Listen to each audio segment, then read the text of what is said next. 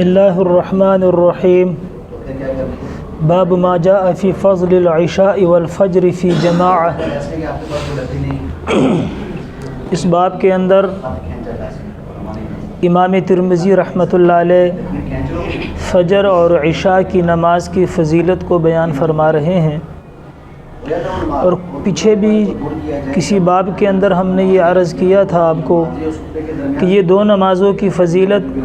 پیچھے باب گزرا تھا کہ جماعت کے ساتھ نماز پڑھنے کی فضیلت ایک حدیث میں 25 درجے ہے، ایک میں 27 درجے ہے۔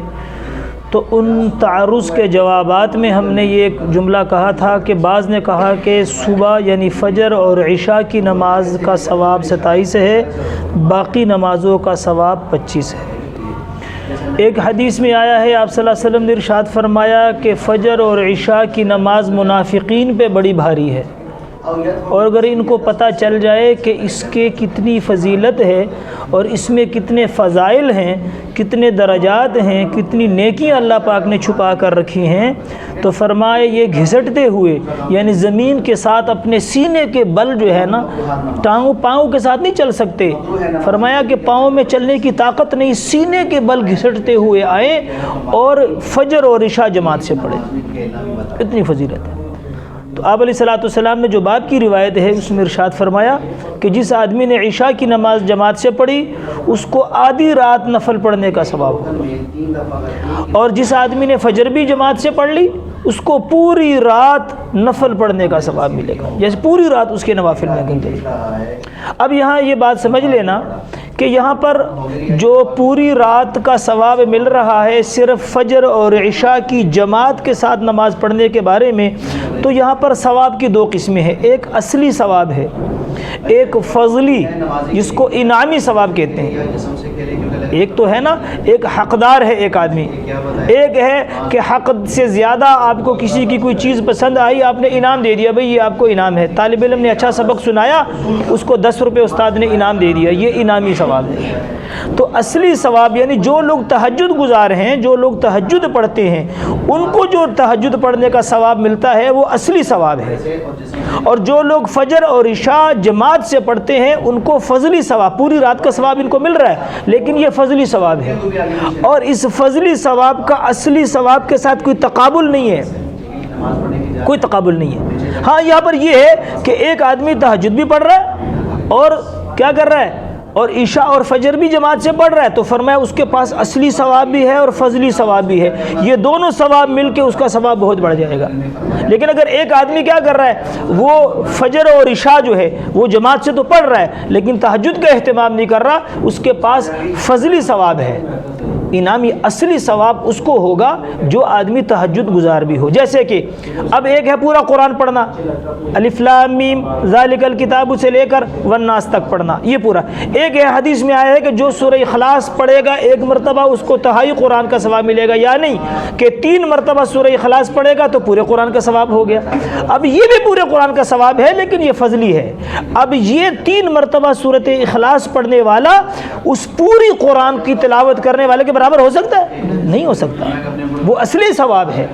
اور یہ فضلی ثواب ہے۔ تو یہاں پر آپ نے صرف یہ بات سمجھنی ہے کہ یہ جو آپ علیہ الصلوۃ والسلام نے ارشاد فرمایا کہ جس نے عشاء جماعت سے پڑھی اس کو آدھی رات کا ثواب، جس نے فجر بھی عشاء جماعت سے پڑھ لی اس کو پوری رات ثواب ملے گا، تو یہ انعامی ثواب ہے، فضلی ثواب ہے، یہ تہجد گزاروں کے ثواب کے ساتھ اس کا کوئی مقابلہ نہیں ہے۔ تو اتنی بڑی فضیلت ہے کہ دیکھیں فجر پڑھ لی اور عشاء 2 نمازیں جماعت سے پڑھ لی، ساری رات جو ہے اس کو نوافل کا ثواب مل گیا۔ دوسری حدیث آپ علیہ الصلوۃ والسلام نے فرمایا کہ جس آدمی نے فجر کی نماز پڑھی، لیکن یہاں پر امام ترمذی رحمۃ اللہ علیہ نے جماعت کی قید لگائی ہے کہ جس نے فجر کی نماز جماعت کے ساتھ پڑھی یہ اللہ کی ذمہ داری میں آ گیا،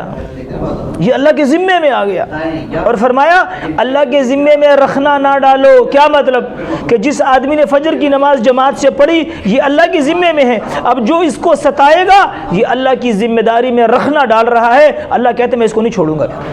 جیسے کہ حدیث میں آتا ہے کہ ایک آدمی نوافل کے ذریعے سے میرے قریب ہوتا جاتا ہے، یہاں تک کہ میں اس کا ہاتھ بن جاتا ہوں، میں اس کی آنکھیں بن جاتا ہوں، میں اس کے کان بن جاتا ہوں۔ کیا مطلب ہے کہ یعنی وہ میرے اتنے قریب ہو جاتا ہے کہ اس کا دیکھنا، سننا، بولنا، پکڑنا میری رضا کے لیے ہو جاتا ہے۔ تو پھر اللہ کہتے ہیں کہ جب میں اس کا ہاتھ بن جاتا ہوں، جو اس پہ ہاتھ ڈالے گا وہ اللہ پہ ہاتھ ڈالے گا۔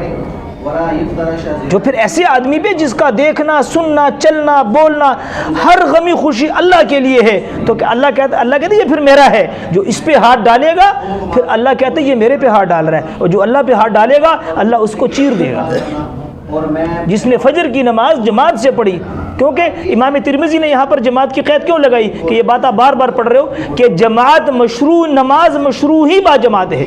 یعنی نماز مشروع ہی با جماعت ہے، اور نماز کامل بھی، جو جماعت کی نماز ہے وہ کامل ہے، تو اتنا بڑا ثواب کامل کے اوپر ہی ملے گا کہ جو فجر کی نماز جماعت سے پڑھے گا یہ اللہ کی ذمہ داری میں آ جائے گا۔ اور تیسری حدیث حضور پاک علیہ السلام نے ارشاد فرمایا کہ جو لوگ اندھیروں میں بکثرت مسجدوں میں جاتے رہتے ہیں،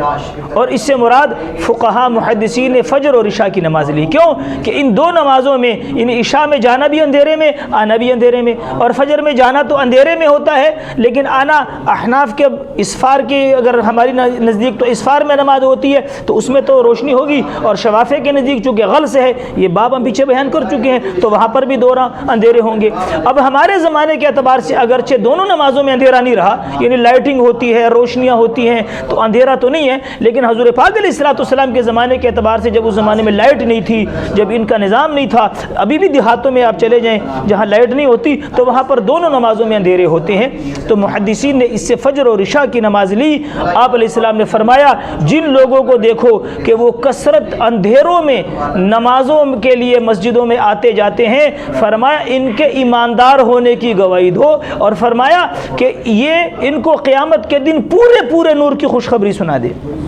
ایک تو حدیث میں آیا کہ جس کو دیکھو کہ مسجد کا عادی ہے، اس کے ایماندار ہونے کی گواہی دو کہ یہ ایمان والا ہے، اور یہاں فرمایا کہ جو اندھیروں میں بکثرت مسجدوں میں آتے جاتے ہیں ان کو قیامت کے دن پورے نور کی خوشخبری سنا دے۔